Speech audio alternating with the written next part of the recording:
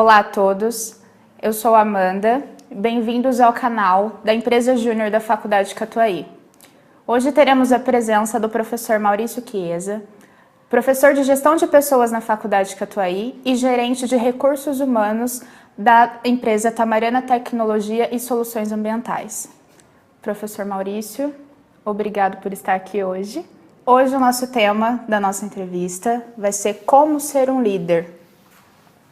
Primeiramente, professor, o que é um líder? Bom, Amanda, nós temos aí nas bibliografias, na literatura, várias definições de liderança, né? Nós podemos, desde pegar do conceito da origem da palavra germânica, no latim e tudo mais, no próprio inglês, mas líder nada mais é do que a pessoa que conduz, né? A pessoa que influencia, a pessoa que mostra por exemplo e atua junto com as pessoas dentro de uma organização. Diferente um pouquinho do contexto de chefe, que chefe muito está atrelado à questão mais de hierarquia e poder do que liderança, que remete à questão de influenciar e conduzir. O líder tem sinônimo também de treinador, aquele que ensina, que orienta, que ajuda as pessoas a alcançar um resultado. Professor, você pode nos falar um pouco mais sobre a diferença de líder e chefe? Pois bem, a questão da chefia muito está atrelado, como eu comentei, à referência da hierarquia de poder, o meu chefe, né? Tanto que o chefe ele é formalmente instituído num organograma, numa portaria ou qualquer outro documento formal de organização. Já o líder, ele não necessariamente ele é instituído, uma liderança é conquistada, tanto que você tem um líder formal, que pode estar presente no papel da chefia, quanto o líder informal, aquela pessoa que não necessariamente tem um poder na organização, mas perante as pessoas tem influência, tem respeito, consideração, é próximo. Quais os benefícios em uma gestão por uma liderança? Primeiro, liderança também significa seguir normas, ok? Então um líder vai por exemplo.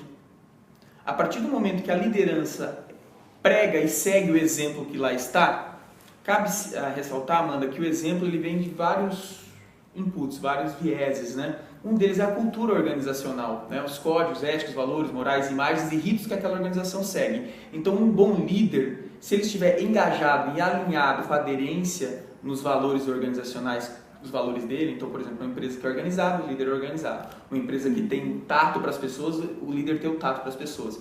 Então, ele propaga a cultura, né? Então, a partir do momento que ele segue as normas e propaga a cultura, ele tem a chamada credibilidade, porque ele fala o que ele faz. A partir daí, a organização tem condições de implementar ações voltadas a questões subjetivas. Então, uma liderança assertiva, aquela que cativa as pessoas, que trata como igualdade. E a consequência disso nós poderíamos ter na redução do absenteísmo, que é a falta das pessoas ao trabalho, redução do turnover ou rotatividade, que é a saída das pessoas, menor índice de reclamações trabalhistas. Após que eu fiz, Amanda, em processo do trabalho, minha pesquisa foi a questão da influência do líder na reclamação trabalhista.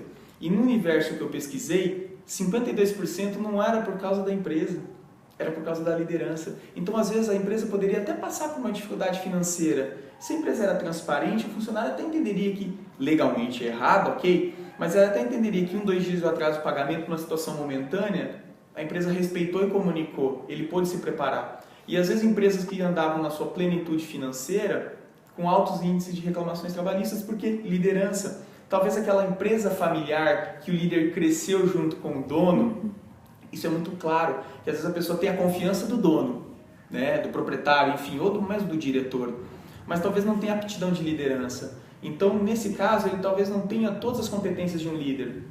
E, a grosso modo falando, aí institui, por exemplo, um índice de reclamações trabalhistas. E às vezes a empresa fica pensando, poxa, mas será que meus benefícios não são atrativos? Será que meu pagamento, minha remuneração como um todo, né, minha recompensa não é atrativa? E às vezes ela é. Só que o problema da gestão está na liderança. E por meio de uma pesquisa de clima, por exemplo, por meio da entrevista de acompanhamento de experiência, por meio da entrevista de desligamento, você consegue informações para retroalimentar a empresa com ações assertivas. Então, se a empresa tem um problema de liderança, vai aparecer.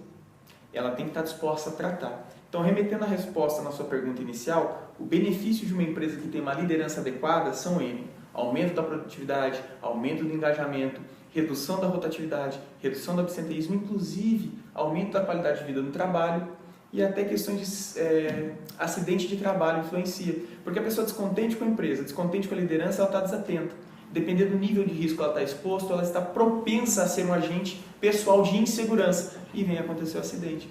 Então, muitas vezes a organização está preocupada apenas em processos, em rotinas e perde um pouquinho aquela visão que a liderança também influencia no resultado, né? Então, a vantagem de ter uma liderança adequada são N's, né? Citei apenas alguns. Mais uma vez, obrigado, professor, pela disponibilidade de estar aqui hoje com a gente e esclarecer um pouco sobre liderança hoje em dia.